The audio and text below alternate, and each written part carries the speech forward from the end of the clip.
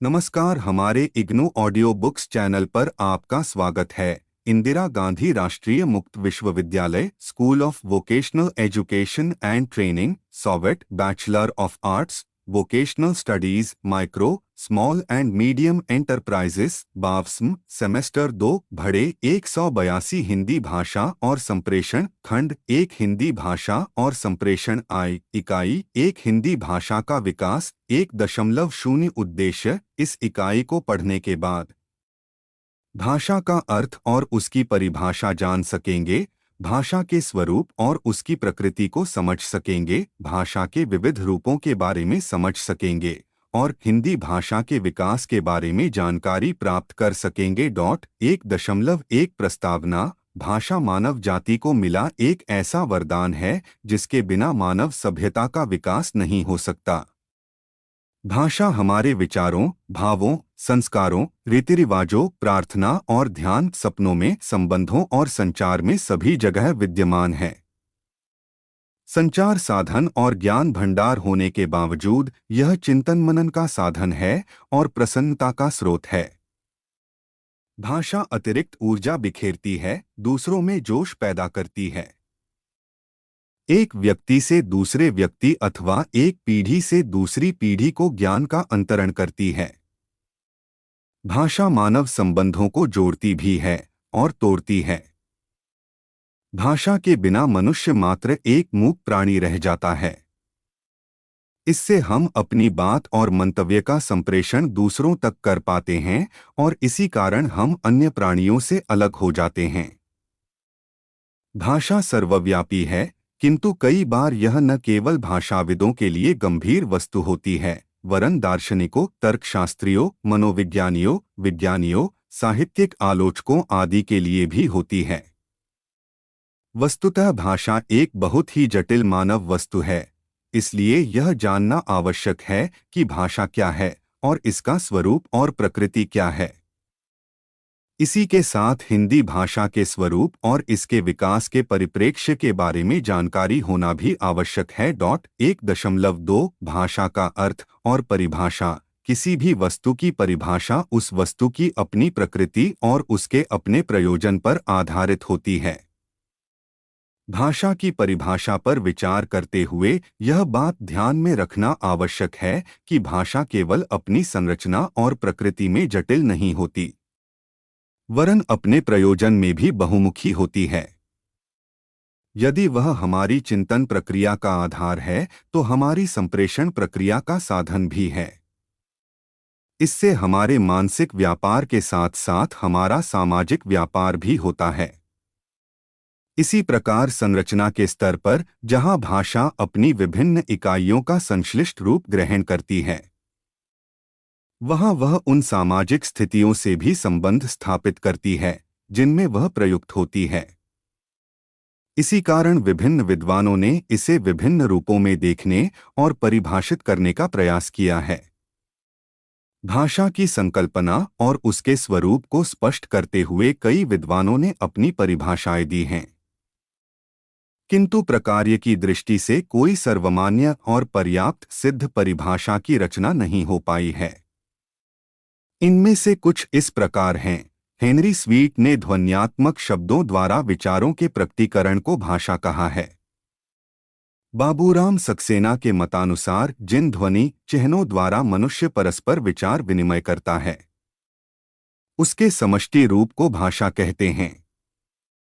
बेंद्रे का कथन है कि भाषा मनुष्यों के बीच संचार व्यवहार के माध्यम के रूप में एक प्रतीक व्यवस्था है। इन परिभाषाओं से भाषा को ध्वनि के साथ जोड़ा गया है और उसमें भाषा को एक महत्वपूर्ण माध्यम के रूप में माना गया है। विद्वान द्वय ब्लॉक एवं ट्रेगर की परिभाषा काफी सीमा तक सार्थक और अधिक मान्य मानी गई है। उनके अनुसार भाषा यादृच्छिक ध्वनि प्रतीकों की व्यवस्था है, जिसके द्वारा समाज अपने विचार का आदान प्रदान करता है। इस परिभाषा में ब्लॉक एवं ट्रेगर ने ध्वनि प्रतीक, उनकी यादृच्छिकता उनकी व्यवस्था और समाज जैसे 4 पक्षों का उल्लेख किया है। उपर्युक्त परिभाषाओं से ये स्पष्ट होता है कि भाषा ध्वनिमूलक सार्थक और यादृच्छिक व्यवस्था है, जिसके द्वारा मानव समाज अपने भाषाभाषी समाज से अपने भावों और विचारों का पारस्परिक आदान प्रदान करता है।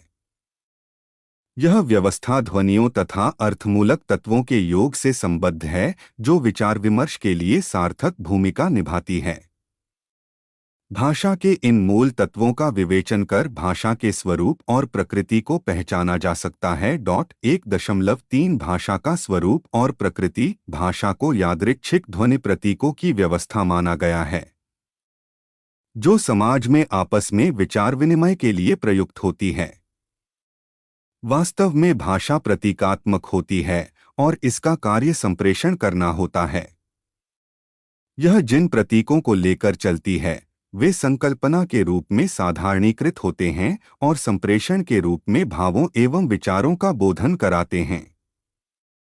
स्विस विद्वान सस्यूर के अनुसार प्रतीक का संबंध संकेतित वस्तु और संकेतार्थ से होता है। संकेतित वस्तु का अर्थ उन भौतिक और यथार्थ वस्तुओं के साथ जुड़ा हुआ है जो गैर भाषाई तथा वास्तविक जगत की होती है। उस यथार्थ वस्तु का मानव मस्तिष्क में जो चित्र बन जाता है वह संकल्पना मनोवैज्ञानिक, बौद्धिक, सामाजिक, सांस्कृतिक, जातीय और परंपरागत परिवेशों से संबद्ध होती है। प्रतीक से अभिप्राय यह है कि प्रतीक ध्वनियों का सार्थक और स्वतंत्र समूह है और प्रतीक के रूप में गृहीत शब्द या वाक्य की संकल्पना उन सभी वस्तुओं या भावों की सामान्यीकृत मानसिक यथार्थता होती है जो निर्दिष्ट वस्तुओं या भावों को अपने भीतर समेट लेती है। इसे भाषिक प्रतीक कहा जाता है। उदाहरण के लिए हमारे सामने यथार्थ वस्तु पेड़ है, जिसके रूपाकार की संकल्पना मानव मस्तिष्क में बैठ गई है और पेड़ ध्वनियों के संयोजन से यह भाषिक प्रतीक बन गया है। पेड़ कई प्रकार के होते हैं, छोटा पेड़, बड़ा पेड़, नीम का पेड़, आम का पेड़ आदि, किंतु उस शब्द पेड़ के रूप में जो संकल्पना पैदा होती है वह एक है और वह भी साधारणीकृत होती है। अतः इसमें वस्तु की अपनी विशिष्टता का लोप हो जाता है। यदि किसी विशेष पेड़ की संकल्पना को लाना होगा तो उसके साथ विशेषण लगाना होगा। जैसे वह पेड़ देखो, यह नीम का पेड़ है, यह छोटा सा पेड़ है। ध्यान में रहे कि ये भाषिक प्रतीक मूल रूप में ध्वनिपरक होते हैं किंतु बाद में लिपिबद्ध हो जाते हैं।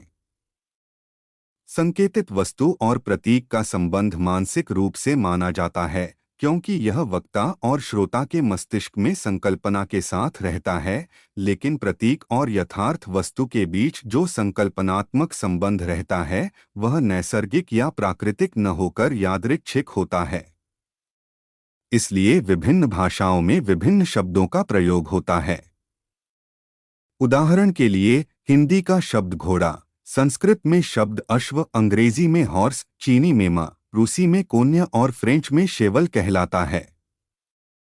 इसी प्रकार पशु शब्द यदि हिंदी में जानवर का बोधक है तो मलयालम में वह गाय का। इस प्रकार यथार्थ वस्तु, संकल्पना और प्रतीक का संबंध अनिवार्य रूप से स्थानवाची, कालवाची, सामाजिक, सांस्कृतिक, मनोवैज्ञानिक, ऐतिहासिक कई रूपों में दिखाई देता है। इससे अपने अपने परिवेश में अर्थ भी बदल जाते हैं। कभी कभी यथार्थ वस्तु नहीं भी होती है और संकल्पना भी प्रतीक का रूप धारण कर लेती है, जैसे स्वर्ग, नरक, अमृत आदि प्रतीक परंपरागत संस्कार सापेक्ष या समाज संदर्भित होते हैं और इनकी अपनी मानसिक संकल्पना बनी रहती है। संकेतित वस्तु, संकेतार्थ और प्रतीक के संबंधों के आधार पर कहा जा सकता है कि भाषिक प्रतीक कथ्य और अभिव्यक्ति की समन्वित इकाई है। इसमें इन दोनों पक्षों का होना अनिवार्य है, अर्थात यदि कथ्य और अभिव्यक्ति नहीं है और यदि अभिव्यक्ति है किंतु कथ्य नहीं तो उसे प्रतीक की संज्ञा नहीं दी जा सकती। जब हम प्रतीक के रूप में कमल शब्द का उच्चारण करते हैं तो श्रोता के मन में तत्काल उसका कथ्य उभर कर आता है अर्थात कमल का रूप और गुण हमारे मस्तिष्क में आ जाते हैं, लेकिन यह जरूरी नहीं कि नीरज या पंकज शब्द की अभिव्यक्ति करने से श्रोता उसके कथ्य को पकड़ पाए। इस स्थिति में यह कहा जा सकता है कि कथ्य और अभिव्यक्ति के आंतरिक संबंधों के कारण श्रोता के लिए कमल शब्द प्रतीकवत सिद्ध है, किंतु नीरज या पंकज कथ्य पक्ष के अभाव के कारण उसके लिए असिद्ध हैं। आथ कथ्य और अभिव्यक्ति का प्रतीक में अटूट संबंध है। इसी संबंध के कारण प्रतीक अपने आप में सिद्ध है, लेकिन व्यक्ति विशेष या समाज विशेष के लिए असिद्ध हो सकता है। कथ्य के स्तर पर अर्थ के कई आयाम होते हैं: बोधात्मक, संरचनात्मक, सामाजिक और सांस्थानिक। एक ही प्रतीक में कम से कम एक या दो अर्थ मिल जाते हैं। जलज और नीरज दोनों का बोधात्मक अर्थ कमल का फूल है, लेकिन उससे जो अन्य अर्थ निकलता है वह विषय वासनाओं से अप्रभावित व्यक्ति का संकेत करता है। इस प्रकार एक या एक से अधिक कथ्य एवं अर्थ जहां एक ही अभिव्यक्ति में मिल जाते हैं, तो वहीं दो या तीन अभिव्यक्तियों में एक ही अर्थ या कथ्य पाया जाता है। वस्तुतः कथ्य और अभिव्यक्ति में जो अटूट संबंध है, उसमें लचीलापन भी है। इसी कारण हर भाषा में अनेकार्थी अथवा संदिग्धार्थी और पर्यायवाची शब्द या वाक्य मिल जाते हैं। वाक्य के धरातल पर तीन वाक्य देखें: क मोहन ने मोटे लड़के को पीटा है, ख मोहन ने जिस लड़के को पीटा वह मोटा है, ग मोहन ने उस लड़के को पीटा जो मोटा है, इन तीनों अभिव्यक्तियों ने एक ही अर्थ का प्रतिपादन किया है, इसी प्रकार शब्द के धरातल पर उसे सोना महंगा पड़ा और मोहन ने उस दिन मन भर मिठाई खाई। वाक्यों में सोना तथा मन अभिव्यक्ति के स्तर पर एक है, किंतु कथ्य के स्तर पर दो हैं। सोना शब्द स्वर्ण और निद्रा दो अर्थ देता है, और मन वजन 40 किलो और जी दिल के अर्थ देता है। वाक्य के धरातल पर मैंने पाजामा पहनते हुए मोहन को देखा के अभिव्यक्ति के स्तर पर दो अर्थ हो सकते हैं। उदाहरण के लिए, क मैं पाजामा पहन रहा था, मैंने मोहन को देखा, ख मैंने जब मोहन को देखा, मोहन पाजामा पहन रहा था। प्रतीकों की व्यवस्था। यह भी ध्यान में रहे कि कोई भी भाषा प्रतीकों की केवल लड़ी या समूह नहीं होती, वरन उसकी व्यवस्था होती है। उदाहरण के लिए, हिंदी में राम मोहन को पीटता है, वाक्य में राम कर्ता के रूप में पहले आता है, बाद में मोहन कर्म के रूप में और फिर क्रिया पीटता है आती है। इस प्रकार हिंदी की मूल आंतरिक व्यवस्था कर्ता कर्म क्रिया है। राम सेब खाता है। हर भाषा की अपनी व्यवस्था होती है। अंग्रेजी की व्यवस्था है कर्ता क्रियाकर्म, रामा ईट्स एन एप्पल। इस प्रकार प्रतीकों की आंतरिक व्यवस्था भाषा है। इन भाषिक प्रतीकों की व्यवस्था अपनी प्रकृति में संरचनात्मक होती है, जो भाषा के रूप में प्रतिफलित होती है।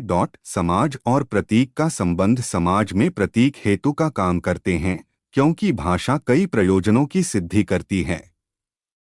समाज से अभिप्राय उस भाषाभाषी समुदाय से हैं, जिसके अपने सामाजिक स्तर होते हैं, सांस्कृतिक रीति रिवाज और परंपराएं होती हैं। यह समाज अपनी भाषा में कार्य व्यापार करता है।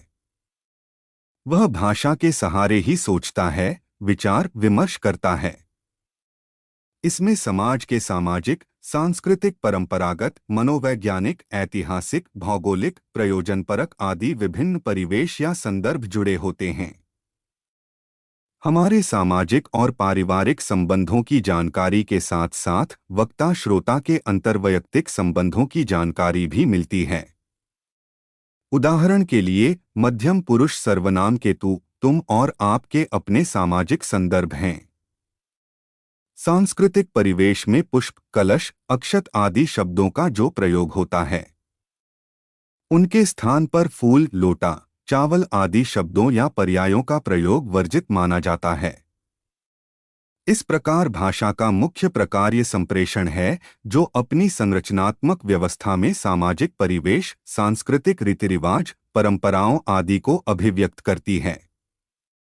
इसलिए भाषिक प्रतीक और उसकी अपनी व्यवस्था की प्रकृति के आधार पर भाषा को इस प्रकार परिभाषित किया जा सकता है कि भाषा मानव मुख से निस्सृत ध्वनि प्रतीकों की वह संरचनात्मक, संदर्भगत और परिवेशगत व्यवस्था है जो अपनी प्रकृति में यादृच्छिक तथा रूढ़िपरक होती है और उससे समाज अपने विचारों और भावों का आदान प्रदान करता है। भाषा को कथ्य अर्थ और अभिव्यक्ति ध्वनि दोनों के धरातल पर देखा जाता है। दूसरे शब्दों में, कथ्य और अभिव्यक्ति के संबंधों को जानना या समझना भाषा का विश्लेषण करना है, लेकिन वक्ता के भीतर जो व्याकरण अव्यक्त रूप में होता है वह संदर्भ में बाहर नहीं होता, वरन उसमें उसके प्रयोग संबंधी नियमों की भी पकड़ होती है। यह भाषिक क्षमता उच्चारण अथवा लेखन के माध्यम से व्यवहार में आने पर विभिन्न भाषिक कौशलों अर्थात बोलना, सुनना और पढ़ना लिखना के रूप में कार्यान्वित होती है। इस प्रकार भाषिक कौशलों का विकास व्यक्ति की भाषिक क्षमता और उसके व्यावहारिक रूपों में होता है। 1.4 भाषा के विविध रूप भौगोलिक, ऐतिहासिक, प्रयोगात्मक, प्रयोजनपरक आदि विभिन्न आधारों पर भाषा के विविध रूप दिखाई देते हैं। 1 अप्रैल 2001 भौगोलिक या क्षेत्रीयता के आधार पर 2 ऑफरेट एल्क आइडियोलीट का व्यक्ति बोली, सामाजिक, क्षेत्रीय और पर्यावरणीय संदर्भों का व्यक्ति की भाषा पर प्रत्यक्ष एवं दूरगामी प्रभाव पड़ता है। इसी कारण हर व्यक्ति की अपनी व्यक्ति बोली होती है। हॉकेट के शब्दों में किसी निश्चित समय पर व्यक्ति विशेष का समूचा वाक व्यवहार उसकी व्यक्ति बोली है। यह व्यक्ति बोली शाब्दिक और व्याकरणिक व्यक्तिपरकता के कारण ही संभव होती है। स्थानीय बोली लोकल डायलेक्ट बहुत सी व्यक्ति बोलियां मिलकर एक स्थानीय बोली बनती है जिनमें ध्वनि, रूप, वाक्य एवं अर्थ के स्तर पर पारस्परिक बोधगम्यता होती है। यह किसी छोटे स्तर पर बोली जाती है जिनमें व्यक्ति बोलियों का समाविष्ट रूप होता है। उपबोली सब डायलेक्ट एकाधिक स्थानीय बोलियां मिलकर एक उपबोली बनती हैं, जैसे भोजपुरी की छपरिया, खखार, शाहवारी, गोरखपुरी, नागपुरिया आदि अनेक उपबोलियां हैं। बोली डायलेक्ट एकाधिक उपबोलियां मिलकर एक बोली बनती है जिसे विभाषा भी कहा जाता है। हालांकि कुछ विद्वानों ने कुछ बोलियों के उपवर्ग को उपभाषा कहा है, जैसे बिहारी उपभाषा में भोजपुरी, मैथिली और मगही बोलियों का वर्ग है। उपभाषा सब लैंग्वेज कुछ विद्वानों ने कुछ बोलियों के उपवर्ग को उपभाषा कहा है, जैसे बिहारी उपभाषा में भोजपुरी, मैथिली और मगही बोलियों का एक वर्ग है। लेकिन यह वर्गीकरण भ्रामक और गलत है। इसमें व्याकरणिक समानता और परस्पर बोधगम्यता तो काफी हद तक मिल सकती है, किंतु जातीय अस्मिता के कारण इनमें भिन्नता है। हिंदी को बिहारी, राजस्थानी आदि उपभाषाओं से अलग रखना सही नहीं है। भाषा लैंग्वेज 1 अप्रैल 2002 भाषा का क्षेत्र व्यापक होता है जिसमें एकाधिक बोलियां अथवा उपभाषाएं मिलकर एक भाषा बनाती है। एक भाषा के अंतर्गत एकाधिक बोलियां हो सकती हैं, जैसे हिंदी भाषा के अंतर्गत खड़ी बोली, ब्रजभाषा, अवधी, भोजपुरी, हरियाणवी, मारवाड़ी आदि 18 बोलियां अथवा पश्चिमी हिंदी, पूर्वी हिंदी, बिहारी, पहाड़ी और राजस्थानी उपभाषाएं हैं। भाषा में ऐतिहासिकता, जीवंतता, स्वायत्तता और मानकता 4 गुण पाए जाते हैं। ऐतिहासिकता से अभिप्राय उनकी परंपरा और विकास से है, जीवंतता का अर्थ उसके प्रयोग और प्रचलन से है, स्वायत्तता से आशय सभी कार्य क्षेत्र में इसका प्रयुक्त होना है और मानकता का अर्थ भाषा की संरचना में एकरूपता है। यद्यपि बोली और भाषा में व्याकरणिक समानता और बोधगम्यता तो प्रायः मिल जाती है, किंतु जातीय अस्मिता तथा जातीय बोध के कारण भाषा विशाल समुदाय की प्रतीक बन जाती है। प्रयोग के आधार पर भाषा के विभिन्न रूप मिलते हैं, यथा सामान्य बोलचाल की भाषा लैंग्वेज फॉर कॉमन यूज किसी भी समाज में रोजमर्रा के रूप में प्रयुक्त होने वाली सामान्य भाषा होती है। यह प्रायः संपर्क भाषा का काम करती है। यह अपनी विभिन्न भाषिक इकाइयों शब्दावली और व्याकरणिकता के आधार पर अपनी पहचान बनाती है। ख साहित्यिक भाषा, लिटरेरी लैंग्वेज, यह भाषा का वह आदर्श रूप प्रयोग साहित्य रचना, शिक्षा आदि में होता है। यह प्रायः परिनिष्ठित होती है, किंतु साहित्यिक भाषा कभी कभी सामान्य भाषा के नियमों को तोड़ती है। विशिष्ट चयन संयोजन से यह विशिष्ट भाषा बन जाती है। हिंदी, अंग्रेजी, फ्रेंच, रूसी, जर्मन आदि भाषाएं साहित्यिक भाषा के रूप में भी प्रयुक्त होती है। व्यावसायिक भाषा, language for common use and trade, यह भाषा व्यवसाय व्यापार में प्रयुक्त होने के लिए विशेष रूप धारण करती है।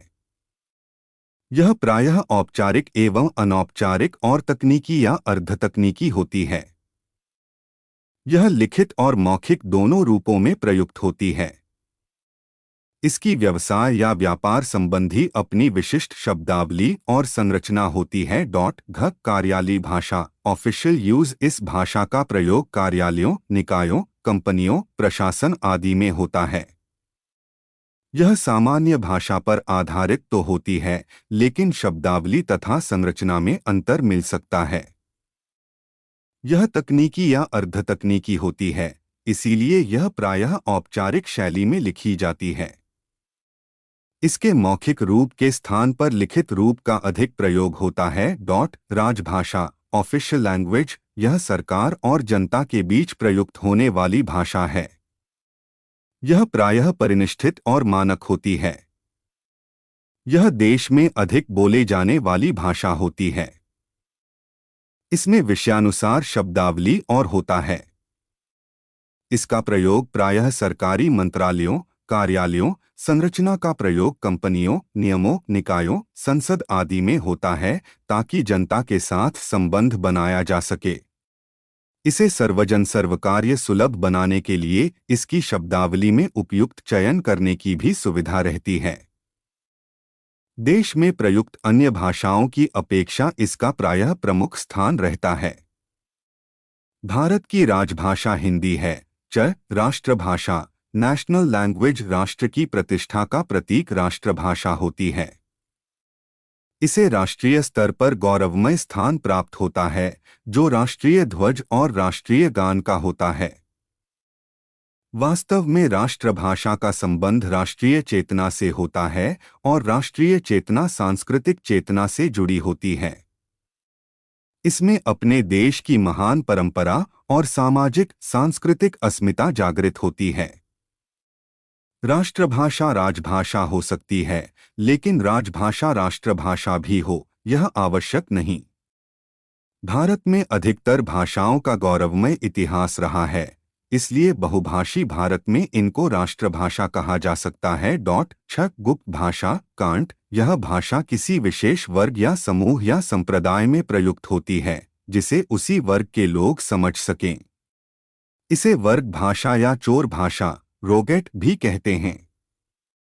इसकी सीमा भौगोलिक नहीं होती। वस्तुतः यह भाषा सेना, डकैतों या चोरों द्वारा प्रयुक्त होती है। इसे कूट भाषा, कोड लैंग्वेज भी कह सकते हैं, जो गोपनीय और मनोरंजन के लिए प्रयुक्त होती है। यह वस्तुतः अंतरंग वर्ग की भाषा है। मृत भाषा, डेड लैंग्वेज, जिस भाषा का प्रयोग भूतकाल में जीवंत भाषा के रूप में होता रहा हो, जिसका विपुल साहित्य भंडार भी हो और जिसका प्रयोग राज काज में भी हुआ हो, किंतु वर्तमान काल में यदि जिसका व्यवहार सामाजिक दृष्टि से न हो रहा हो अथवा उसका प्रयोग बहुत ही सीमित हो गया हो, तो उसे मृत भाषा कहते हैं। वर्तमान में इस भाषा का अस्तित्व परंपरा, धर्म, संस्कृति को सुरक्षित रखने की दृष्टि से होता है। यह एक प्रकार से पुस्तकालय भाषा का रूप ले लेती है। ग्रीक, लैटिन, संस्कृत आदि भाषाओं का कभी अत्यधिक प्रयोग होता था, किंतु अब इनका प्रयोग अतिसीमित संदर्भों में हो रहा है। 1 अप्रैल 2003 निर्माण के आधार पर सहज भाषा, सामान्य बोलचाल की भाषाएं, जिनका उद्भव प्राकृतिक और सहज रूप में हुआ है, जैसे हिंदी, अंग्रेजी, जर्मन। कृत्रिम भाषा, विभिन्न भाषाओं के बीच सार्वभौमिक रूपों को लेकर अंतर्राष्ट्रीय संप्रेषण की दृष्टि से कृत्रिम भाषा के निर्माण कार्य का प्रयास हुआ। जैसे एस्पेरंतो इंडो, इसका उद्देश्य विभिन्न भाषाभाषी लोगों को परस्पर लाकर भाषिक आदान प्रदान की सुविधा देना था। कृत्रिम भाषा के दो उपभेद हैं।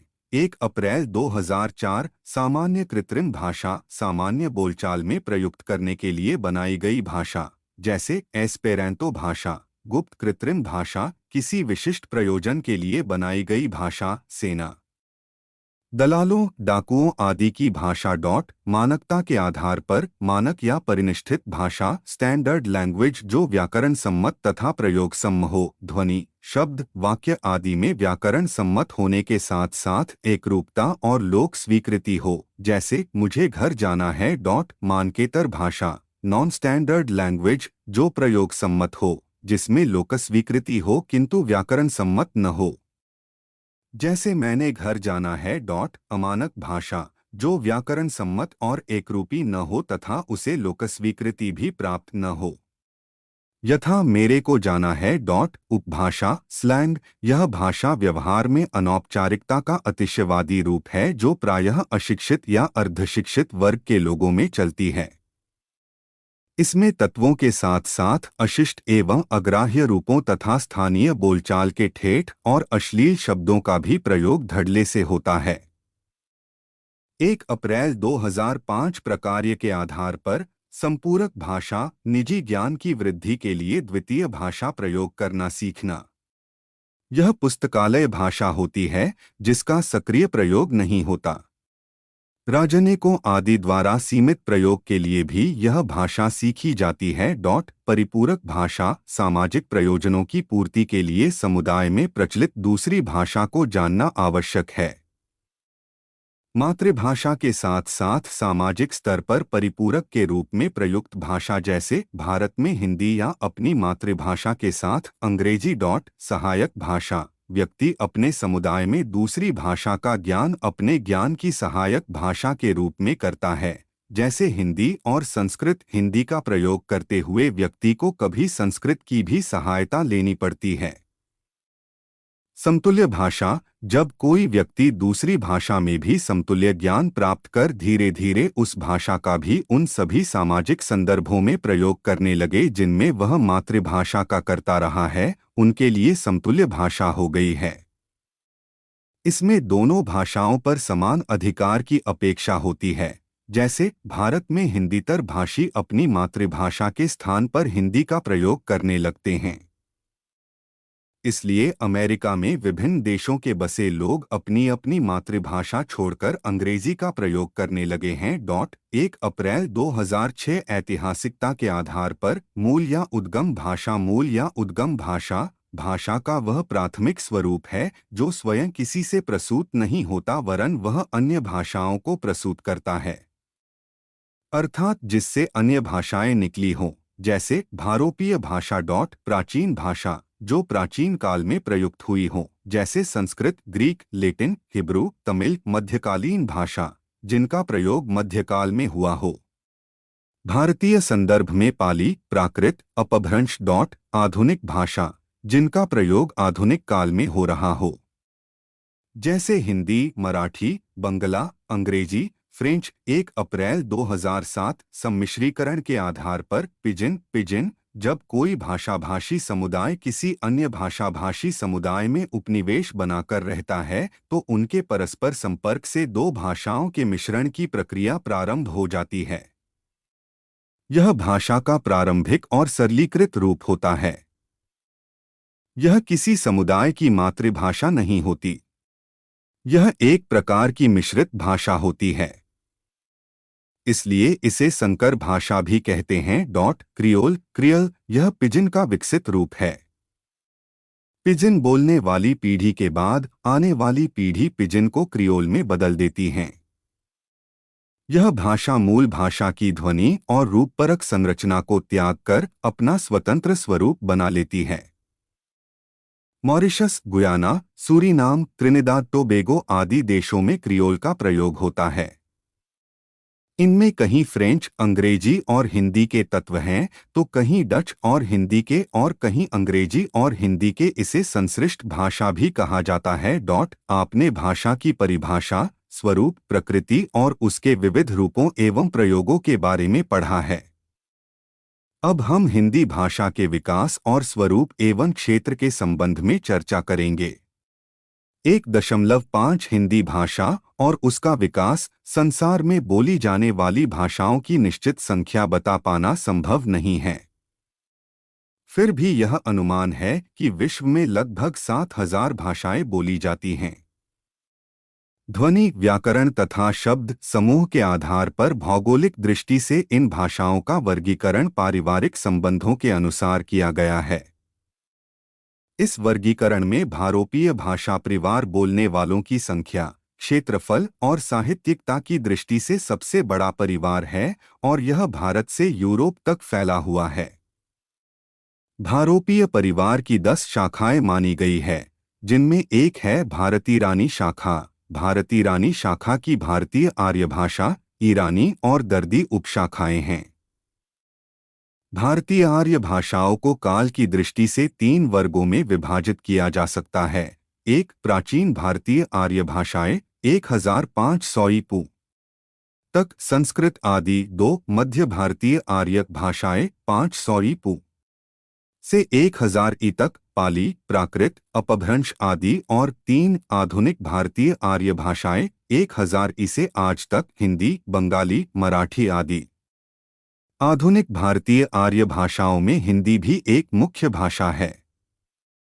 इसके विकास के इतिहास को भी 3 मुख्य कालों में बांटा जा सकता है। आदिकाल 1000 ई से 1500 ई तक। इस काल में अपभ्रंश तथा प्राकृत का प्रभाव हिंदी पर था और उस समय हिंदी का स्वरूप निश्चित रूप से स्पष्ट नहीं हो पाया था।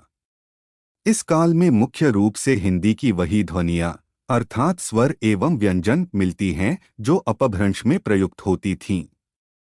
कुछ ध्वनियों का अलग से आगम हुआ है, जैसे अपभ्रंश में और व्यंजन नहीं थे, किंतु आदिकालीन हिंदी में ये ध्वनियाँ मिलती हैं। इसके अतिरिक्त च, छ, ज, झ ध्वनियाँ संस्कृत से अपभ्रंश तक स्पर्श ध्वनियाँ थीं, किंतु हिंदी में आकर ये ध्वनियाँ स्पर्श संघर्षी सी हो गई। हालांकि कुछ विद्वान इन्हें स्पर्श ध्वनियाँ ही मानते हैं। संस्कृत और अरबी फारसी के शब्दों के आ जाने के कारण कुछ नए व्यंजन आ गए जो अपभ्रंश में नहीं थे। अपभ्रंश संयोगात्मकता से वियोगात्मकता की ओर मुड़ने लगी थी, जिसे हिंदी ने अपनाना आरंभ कर दिया। सहायक क्रियाओं और परसर्गों का प्रयोग अधिक होने लगा, जिससे हिंदी का वियोगात्मक रूप और अधिक उभरने लगा। इसके अतिरिक्त वाक्य रचना में शब्दक्रम धीरे धीरे निश्चित होने लगा और आदिकालीन हिंदी में नपुंसक लिंग भी प्रायः समाप्त हो गया, जो अपभ्रंश तक विद्यमान था। इसमें संस्कृत की तत्सम शब्दावली की वृद्धि हुई और मुसलमानों के आगमन से अरबी फारसी तथा तुर्की शब्द भी आने लगे। मध्यकाल 1500 ई से 1800 ई तक। इस काल में अपभ्रंश का प्रभाव पूर्णतया समाप्त हो गया था और हिंदी की सभी बोलियां विशेषकर ब्रज, अवधी और खड़ी बोली स्वतंत्र रूप में प्रयुक्त होने लगी थीं। इसमें शब्दांत में मूल व्यंजन के बाद अ का लोप होने लगा, जैसे राम का उच्चारण राम हो गया। न केवल यही, दीर्घ स्वर से संयुक्त व्यंजन के पहले अक्षर में भी अ का लोप होने लगा, जैसे जनता। अरबी फारसी के प्रभाव से उच्चवर्ग की हिंदी में कु, ख, ग, फु 5 नए व्यंजनों का आगम हुआ। इस काल में भाषा आदिकालीन हिंदी की अपेक्षा अधिक वियोगात्मक हो गई। सहायक क्रियाओं और परसर्गों का प्रयोग और भी बढ़ गया। भक्ति आंदोलन के अत्यधिक प्रभाव के कारण तत्सम शब्दों की अत्यधिक वृद्धि भी हुई। इसके साथ साथ अरबी फारसी आदि आगत शब्दों की संख्या भी काफी बढ़ी। न केवल यही, यूरोप से संपर्क हो जाने के कारण पुर्तगाली, स्पेनी, फ्रांसीसी और अंग्रेजी के भी कमीज, तौलिया, पिस्तौल, नीग्रो, कूपन, कारतूस, कोट, स्वेटर, माचिस, सिगरेट आदि कई शब्द आ गए। इसी काल में दक्षिणी हिंदी का भी विकास हुआ, जो हैदराबाद, दक्षिण, गोलकुंडा, बीदर, गुलबर्गा आदि में प्रचलित हुई। आधुनिक काल 1800 ई से अब तक। साहित्य के क्षेत्र में खड़ी बोली का व्यापक प्रचार होने के कारण हिंदी की अन्य बोलियां लगभग दब गईं। यह बात अलग है कि अपने अपने प्रदेशों में इनका प्रयोग अब भी जारी है, लेकिन उन पर भी खड़ी बोली का प्रभाव है। इसके अतिरिक्त अंग्रेजी के प्रभाव के कारण अरबी फारसी की क्रिक और ग ध्वनियों का प्रयोग बहुत कम हो गया है, लेकिन ज़ एवं फु का प्रयोग और ध बढ़ गया है। अंग्रेजी शिक्षा के प्रचार से शिक्षित वर्ग में औध्वनि का आगम हुआ है, जैसे डॉक्टर, कॉलेज, ऑफिस। इस काल में हिंदी पूर्णतया वियोगात्मक भाषा बन गई है। इसके व्याकरण का मानक रूप काफी सुनिश्चित हो गया है। हिंदी जहां संस्कृत के अतिरिक्त अरबी फारसी से काफी प्रभावित रही है, वहां प्रेस, रेडियो और सरकारी कामकाज में अंग्रेजी का अत्यधिक प्रयोग होने के कारण हिंदी की वाक्य रचना और मुहावरे लोकोक्तियों में अंग्रेजी का बहुत प्रभाव पड़ा है। स्वतंत्रता प्राप्ति के बाद हिंदी को सरकारी कामकाज की राजभाषा बनाने तथा विज्ञान, वाणिज्य आदि में प्रयोजनमूलक कार्य करने के कारण इसकी पारिभाषिक शब्दावली में अत्यधिक वृद्धि हुई है और अभी भी हो रही है। इस प्रकार शब्द संपदा के समृद्ध होने से हिंदी अपनी अभिव्यक्ति में अधिक समर्थ और गहरी होती जा रही है। हिंदी शब्द का उद्भव संस्कृत शब्द सिंधु से माना गया है। यह सिंधु नदी के आस पास की भूमि का नाम है। ईरानी स का उच्चारण प्रायः ह होता है, इसलिए सिंधु का रूप हिंदू हो गया और बाद में हिंद हो गया। इसका अर्थ हुआ सिंध प्रदेश, बाद में हिंद शब्द पूरे भारत के लिए प्रयुक्त होने लगा। इसमें ईरानी का एक प्रत्यय लगने से हिंदी शब्द बना, जिसका अभिप्राय है हिंदू का। कहा जाता है कि इसी हिंदी का शब्द से यूनानी शब्द इंडिका और वहीं से अंग्रेजी शब्द इंडिया बना है। विद्वानों के मतानुसार हिंदी से क शब्द के लोप हो जाने से हिंदी शब्द रह गया, जिसका मूल अर्थ हिंद का होता है। 6ठी शताब्दी के कुछ पहले ईरान में भारत की भाषाओं के लिए ज़ुबान-ए-हिंदी का प्रयोग होता था। ईरान के प्रसिद्ध बादशाह नौशेरवा 531 से 579 ने अपने एक विद्वान हकीम बजरोया को पंचतंत्र का अनुवाद कर लाने के लिए भारत भेजा था। बजरोया ने अपने अनुवाद में करकटक और दमनक का कलीला और दिन्ना नाम रखा। नौशेरवा के मंत्री बुजर्च मेहर ने इसकी भूमिका लिखते हुए इस अनुवाद को ज़ुबान-ए-हिंदी से किया हुआ कहा है। यहाँ ज़ुबान-ए-हिंदी से अभिप्राय भारतीय भाषा अर्थात संस्कृत से है। इसके बाद पद्य और गद्य में कई अनुवाद हुए और इन सभी अनुवादों में मूल पुस्तक को ज़ुबान-ए-हिंदी ही कहा गया। संस्कृत के लिए यह नाम 10वीं शताब्दी तक चलता रहा। इसके पश्चात 1227 में मिन्हाजुस सिराज ने अपनी पुस्तक तबकाते नासिरी में ज़बान-ए-हिंदी के संदर्भ में विहार का अर्थ मदरसा रखा। इससे यह संकेत मिलता है कि इस काल में ज़ुबान-ए-हिंदी का प्रयोग संस्कृत के लिए न होकर भारतीय भाषा या भारत के मध्य भाग अर्थात मध्यदेशीय बोलियों के लिए हो रहा था। 14वीं शताब्दी में हिंदी शब्द का प्रयोग एक ही भाषा के लिए होने लगा।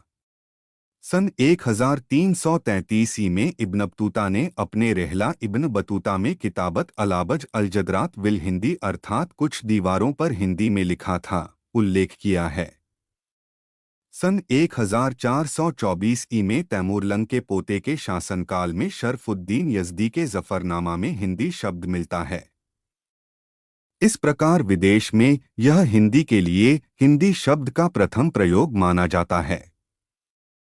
हिंदी शब्द का प्रयोग वस्तुतः विदेश में मुसलमानों ने किया था। भारतीय परंपरा में प्रचलित भाषा के लिए प्राचीन काल से ही भाषा शब्द का प्रयोग होता आया है, जो क्रमशः संस्कृत, प्राकृत और बाद में हिंदी के लिए प्रयुक्त हुआ है। कबीर, जायसी, तुलसी आदि ने अपने साहित्य में प्रयुक्त भाषा को भाषा की संज्ञा दी है, जबकि वह हिंदी थी। जैसे संस्कृत कबीरा कूप, जल भाषा बहता नीर आदि अंत जसी कथा है, लिखी भाषा चौपाई कहे। भाषा भंती मोर मती थोरी। फोर्ट विलियम कॉलेज में हिंदी के अध्यापक के लिए भाषा मुंशी का प्रयोग हुआ है। यह भाषा शब्द बाद में भाखा के रूप में भी प्रयुक्त होता रहा, जो आधुनिक काल तक चलता रहा। वास्तव में भाखा शब्द ब्रजभाषा के लिए रूढ़ हो गया। विद्वानों के मतानुसार भारत में हिंदी शब्द का प्रयोग सर्वप्रथम अमीर खुसरो ने किया था। जुजबे चंद नज़्मे हिंदी नीज नज़ेदोस्तां करदाशुदा अस्त। बाद में खालिक बारी कोश में इसका प्रयोग कई बार हुआ है। यह भी उल्लेखनीय है कि हिंदी की अपेक्षा हिंदवी शब्द अधिक प्राचीन है। हिंदी हिंदवी शब्द का प्रयोग अमीर खुसरो ने भी कई स्थलों पर किया है। एक स्थान पर वे कहते हैं, तुर्क हिंदुस्तानिम मन हिंदवी गोयम जवाब, अर्थात हिंदुस्तानी तुर्क हूँ, हिंदवी में जवाब देता हूँ। यह भी तर्क दिया जाता है कि हिंदी शब्द का प्रयोग पहले भारतीय मुसलमानों के लिए होता था और हिंदवी शब्द मध्य देशीय भाषा के संदर्भ में। यह हिंदवी शब्द वस्तुतः हिंदवी या हिंदुई है। कुछ विद्वान इसे हिंदुओं की भाषा भी कहते हैं। हिंदू की अर्थात हिंदुओं की भाषा। बाद में यह हिंदवी शब्द हिंदी भाषा के लिए प्रयुक्त होने लगा। इस दृष्टि से हिंदवी शब्द पुराना है और हिंदी अपेक्षाकृत बाद का। तुलसी के फारसी पंचनामे, जटमल की गोरा बादल की कथा तथा इंशा अल्लाह खां की रानी केतकी की कहानी में भी केवल हिंदवी शब्द समानार्थी हो गए। 18वीं शताब्दी के उत्तरार्ध तक हिंदवी भाखा या भाषा के संदर्भ प्रयुक्त होती रही। हातिम के दीवानजादे के दोबाचे में लिखा है, जबान दर दार ता हिंदवी की आरा माँ का गोयंद। इससे स्पष्ट होता है कि हिंदवी और भाखा प्रायः एक ही अर्थ में प्रयुक्त होते थे, किंतु हिंदवी या हिंदी का नाम अकबर की शासनकालीन स्वीकृत भाषाओं में उपलब्ध नहीं होता।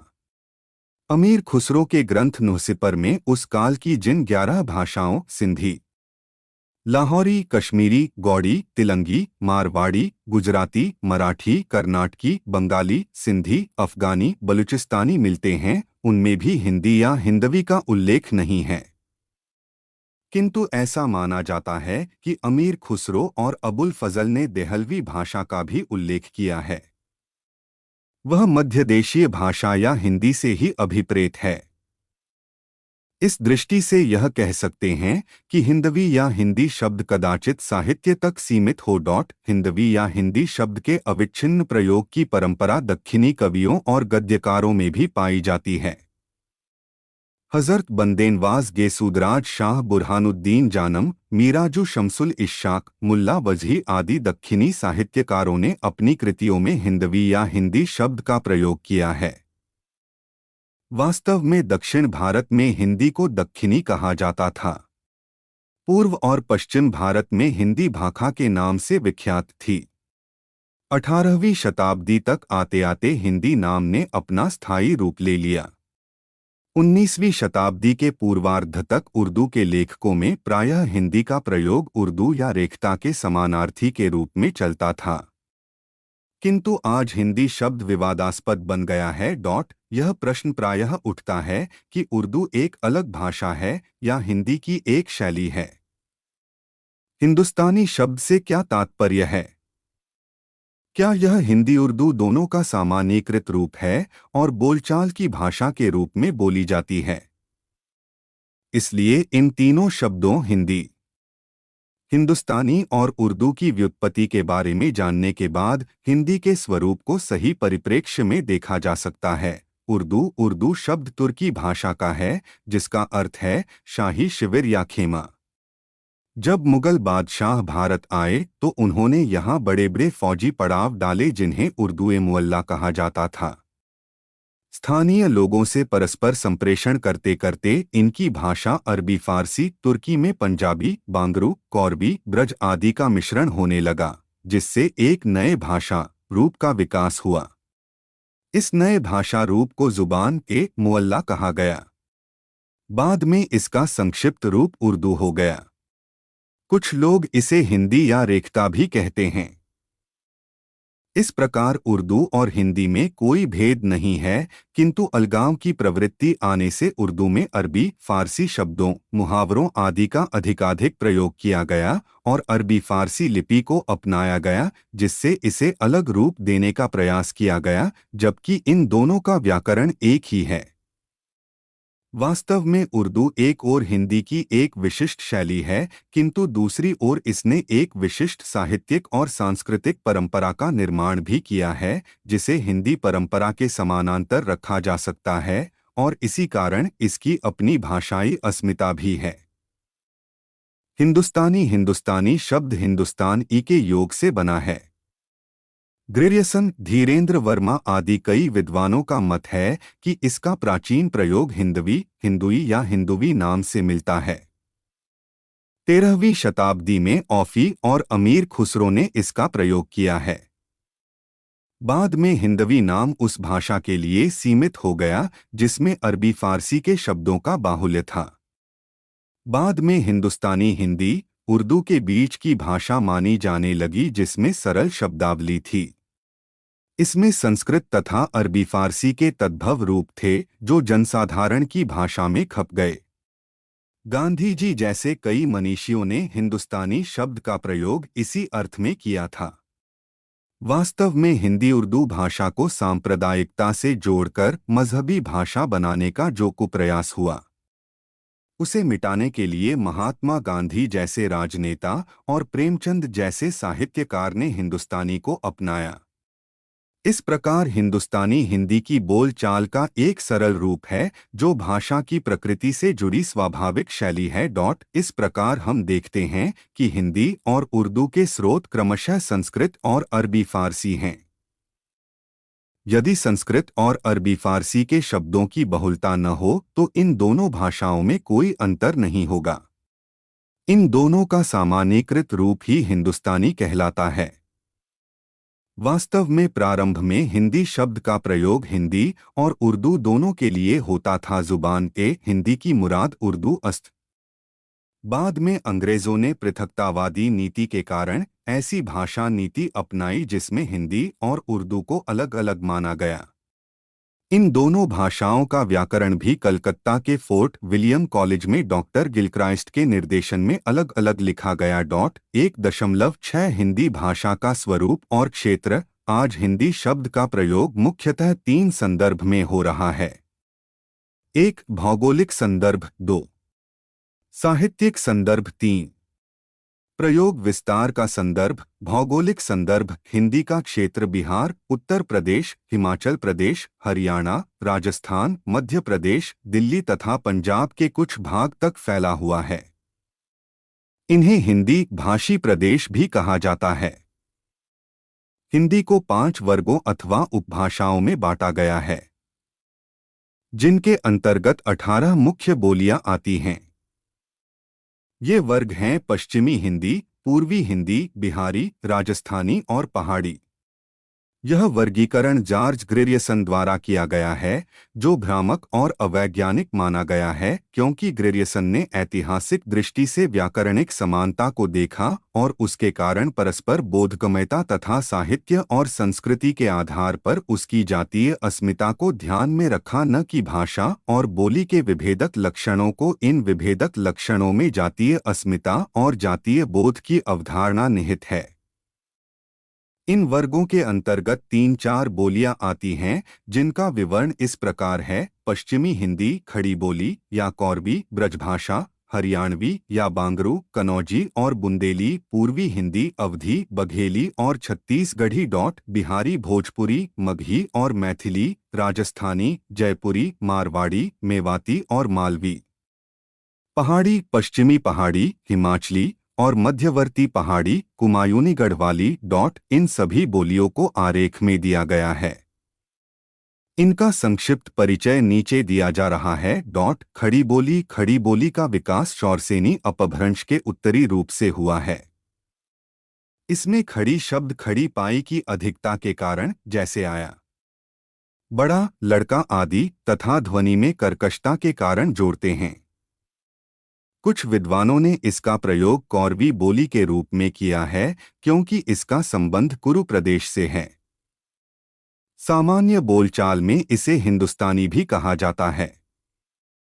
यह बोली मुख्यतः देहरादून के मैदानी भाग, सहारनपुर, मुजफ्फरनगर, मेरठ, दिल्ली, गाजियाबाद, बिजनौर, मुरादाबाद, रामपुर तथा आसपास के क्षेत्रों में बोली जाती हैं। खड़ी बोली के दो रूप हो गए हैं, एक हिंदी और दूसरा उर्दू। हिंदी में संस्कृत शब्दों की प्रधानता और उर्दू में अरबी फारसी के शब्दों की भरमार है।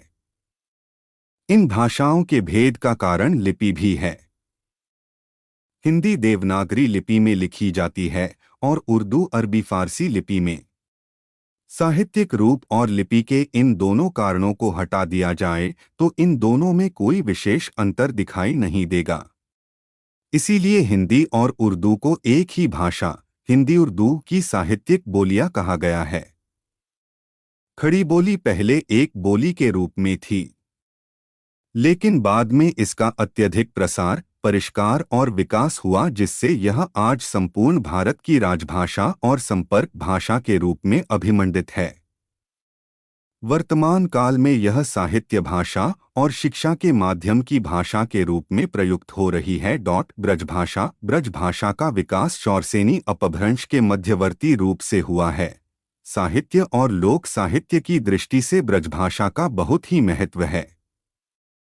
मध्यकाल में साहित्य भाषा के रूप में इसका प्रसार एवं प्रचार गुजरात से लेकर बंगाल तक था। आज इसका स्थान खड़ी बोली ने ले लिया है। इस भाषा के प्रसिद्ध कवि सूरदास, नंददास, रहीम, रसखान, बिहारी, देव, रत्नाकर आदि हुए। यह बोली मथुरा, आगरा, अलीगढ़, मैनपुरी, एटा, बदायूं तथा आसपास के क्षेत्रों में बोली जाती है। हरियाणवी बोली हरियाणा राज्य में दिल्ली के ग्रामीण क्षेत्रों में और पटियाला के आसपास बोली जाती है। इसका शौरसेनी और पंजाब की सीमा के साथ लगे रहने के कारण इस पर राजस्थानी और पंजाबी का प्रभाव पाया जाता है। यह खड़ी बोली से काफी मिलती जुलती है। हरियाणवी के लोक साहित्य का महत्वपूर्ण स्थान है, यद्यपि साहित्यिक रूप बहुत ही कम है। कनौजी इस बोली का केंद्र कनौज है। इसका क्षेत्र अवधी और ब्रजभाषा के बीच में पड़ता है। यह मुख्यतः फर्रुखाबाद, इटावा, शाहजहांपुर, कानपुर, पीलीभीत, हरदोई आदि क्षेत्रों में बोली जाती है। इसका विकास भी शौरसेनी अपभ्रंश से हुआ है। यह ब्रजभाषा से काफी मिलती जुलती है। कनौजी का लोक साहित्य काफी उत्कृष्ट है, किंतु साहित्यिक रूप बहुत ही कम मिलता है। बुंदेली मध्य प्रदेश तथा उत्तर प्रदेश की सीमा के आसपास के क्षेत्र को बुंदेलखंड कहते हैं। इस क्षेत्र की बोली को बुंदेली या बुंदेलखंडी कहा जाता है। इस बोली का विकास भी शौरसेनी अपभ्रंश से हुआ है। बुंदेली लोक साहित्य काफी समृद्ध है, जिसमें इसूरी के फाग प्रसिद्ध हैं। बुंदेली और ब्रजभाषा में काफी समानता मिलती है। यह झांसी, हमीरपुर, ग्वालियर, सागर, ओरछा, होशंगाबाद तथा आसपास के क्षेत्रों में बोली जाती है। अवधी यह अयोध्या अर्थात अवध के आसपास बोली जाती है। इसका क्षेत्र लखनऊ, उन्नाव, रायबरेली, सीतापुर, सीरी, फैजाबाद, बहराइच, सुल्तानपुर, प्रतापगढ़ और बाराबंकी तक फैला हुआ है। इसके अतिरिक्त यह इलाहाबाद, मिर्जापुर, फतेहपुर, जौनपुर आदि के कुछ भागों में भी बोली जाती है।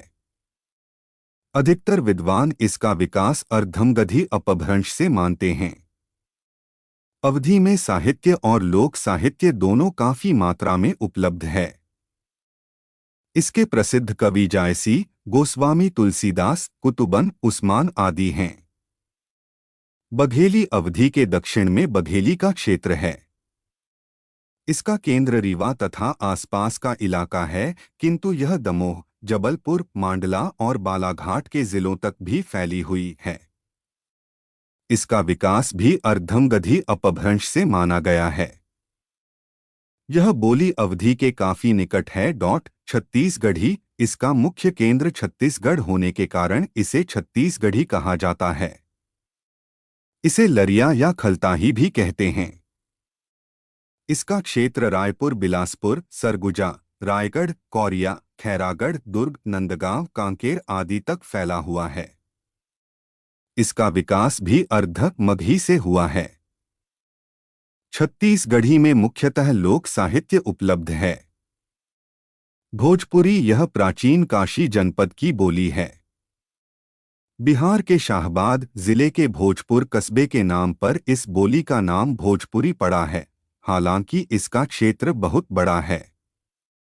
यह बोली बनारस, मिर्जापुर, जौनपुर, गाजीपुर, बलिया, गोरखपुर, देवरिया, बस्ती, आजमगढ़, शाहबाद, चंपारण, सारण, सीवान, बक्सर तथा आसपास के क्षेत्रों में प्रयुक्त होती है। इसका विकास मागधी अपभ्रंश के पश्चिमी रूप से माना जाता है। इसमें अधिकतर लोक साहित्य मिलता है। मगही मगही गंगा के दक्षिण में पटना और गया जिलों तथा हजारीबाग और भागलपुर के कुछ हिस्सों में बोली जाती है। इसका नाम संस्कृत के मगध शब्द के अपभ्रंश रूप मह पर आधारित है और यह मागधी अपभ्रंश से विकसित हुई है। इसका लोक साहित्य पर्याप्त मात्रा में मिलता है। मैथिली का क्षेत्र गंगा के उत्तर में दरभंगा, सहरसा, समस्तीपुर, पूर्णिया जिलों तथा मुजफ्फरपुर जिले के पूर्वी भाग तक फैला हुआ है। वास्तव में यह मागधी अपभ्रंश के मध्यवर्ती रूप से विकसित होकर हिंदी और बंगाली क्षेत्र के संधि स्थल पर मिथिला बोली जाती है। मैथिली का लोक साहित्य काफी समृद्ध है। इसके अतिरिक्त इसमें साहित्य रचना प्राचीन काल से होती चली आई है। इसके प्रसिद्ध कवि विद्यापति हुए हैं। इसकी अपनी लिपि है जो बंगाली लिपि से मिलती जुलती है। इस बोली को संविधान की 8वीं अनुसूची की मुख्य भाषाओं में स्थान दिया गया है।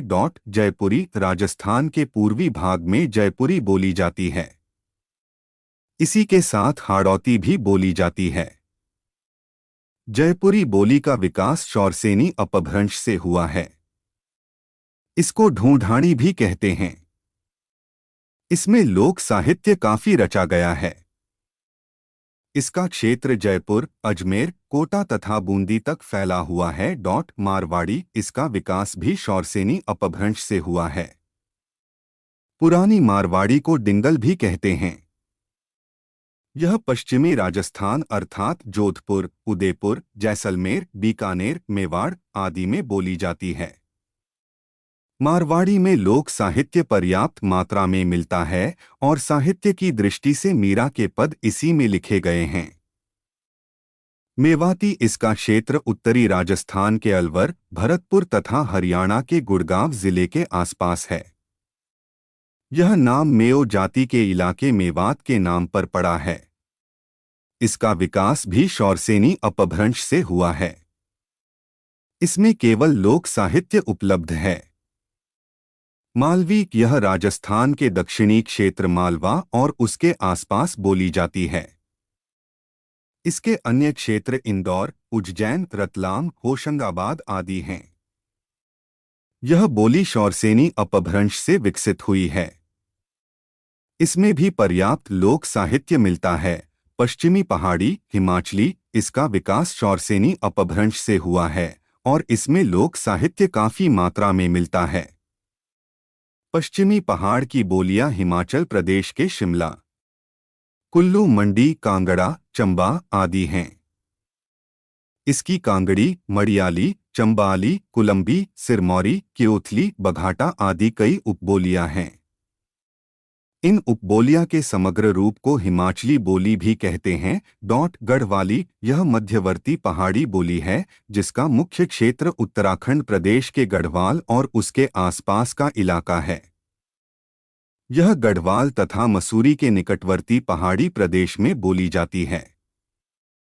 यह बोली भी शौरसेनी अपभ्रंश से विकसित हुई और इसका लोक साहित्य पर्याप्त मात्रा में उपलब्ध है। कुमायूनी यह मध्यवर्ती पहाड़ी बोली है जो उत्तराखंड प्रदेश के नैनीताल, अल्मोड़ा के निकटवर्ती पहाड़ी इलाकों में बोली जाती है। यह बोली भी शौरसेनी अपभ्रंश से विकसित हुई है और इसका लोक साहित्य भी काफी समृद्ध है। कुछ विद्वानों ने उपर्युक्त बोलियों के अतिरिक्त निमाड़, हाड़ौली, अंगिका को भी मुख्य बोली के रूप में स्वीकार किया है। इनका अध्ययन करने से हम देखते हैं कि हिंदी का विकास शौरसेनी, अर्धमागधी और मागधी अपभ्रंश से हुआ है। यद्यपि इसके कुछ रूप पाली प्राकृत में मिल जाते हैं, किंतु इसका विकसित रूप अपभ्रंश के बाद ही माना जाता है। साहित्यिक संदर्भ, इसमें साहित्य अथवा काव्य क्षेत्र में मैथिली, राजस्थानी, मारवाड़ी, ब्रजभाषा, अवधी तथा खड़ी बोली आते हैं। इन बोलियों में हिंदी के पद्य और गद्य की रचना हुई है। इन बोलियों के प्रतिनिधि कवि एवं साहित्यकार विद्यापति, चंद-बरदाई, तुलसीदास, सूरदास, बिहारी, अमीर खुसरो, भारतेंदु हरिश्चंद्र, जयशंकर प्रसाद, प्रेमचंद, रामचंद्र शुक्ल, अज्ञे आदि हैं। प्रयोग विस्तार का संदर्भ, यह खड़ी बोली से विकसित साहित्य और मानक भाषा है, जिसमें हिंदी की अन्य बोलियों और कई भाषाओं का भी योगदान है। इसका प्रयोग संघ की राजभाषा के रूप में हो रहा है। खड़ी बोली का यह मानक रूप क्षेत्र निरपेक्ष और सार्वदेशिक है, जो समूचे भारत में बोली और समझी जाती है। इस प्रकार हिंदी का क्षेत्र बिहार, उत्तर प्रदेश, हिमाचल प्रदेश, हरियाणा, राजस्थान, मध्य प्रदेश, दिल्ली, उत्तराखंड और छत्तीसगढ़ तक फैला हुआ है। इन्हें हिंदी भाषी क्षेत्र कहा जाता है। इन प्रदेशों की सीमाएं पश्चिमी बंगाल, उड़ीसा, महाराष्ट्र, गुजरात और पंजाब राज्यों के साथ जुड़ी हुई हैं। यह महाराष्ट्र, गुजरात, पंजाब, अंडमान निकोबार और गोवा प्रदेशों में द्वितीय भाषा के रूप में प्रयुक्त होती है। 1.7 सारांश, इस प्रकार हम देखते हैं कि भाषा प्रतीकों की आंतरिक व्यवस्था है, जिसमें ध्वनिपर्क एवं व्याकरणिक इकाइयां एक दूसरे के साथ व्यवस्थित रूप में जुड़ी होती हैं। इससे अर्थ का बोधन होता है। ये भाषिक इकाइयां अपने आप में स्वायत्त न होकर संरचनात्मक संबंधों के प्रकार्य के रूप में कार्य करती हैं। प्रत्येक व्यक्ति अपने अंतस में इन संबंधों के नियमों को जानता है, जो उसके भीतर अज्ञात रूप से या सुषुप्त भाव से पड़े रहते हैं। वह अपनी सर्जनात्मक शक्ति के द्वारा उन नियमों के आधार पर ऐसे नए वाक्यों का निर्माण करता है, जो न कभी पहले बोले गए हों न कभी सुने गए हों। ये वाक्य व्याकरण और अर्थ के धरातल पर समझे जाते हैं। भाषा को विभिन्न संदर्भों में प्रयुक्त किया जाता है, जिससे उसके विविध रूप आते हैं, जैसे व्यक्ति बोली बोली, भाषा, राजभाषा, राष्ट्रभाषा, मानक भाषा, कृत्रिम भाषा, मृत भाषा। इसी संदर्भ में हिंदी भाषा को अपनी विकास यात्रा में कई पड़ावों से गुजरना पड़ा, जिससे हिंदी का स्वरूप निखरता गया। हिंदी का एक व्यापक रूप स्थापित हो गया है, जिसकी परिभाषा भौगोलिक, साहित्यिक और प्रयोग विस्तार की दृष्टि से की जाती है। इस भाषा की 18 प्रमुख बोलियां मानी गई हैं। इसी व्यापकता के कारण यह भारत की राजभाषा के पद पर सुशोभित है। धन्यवाद। मिलते हैं अगले वीडियो में अगले पाठ के साथ।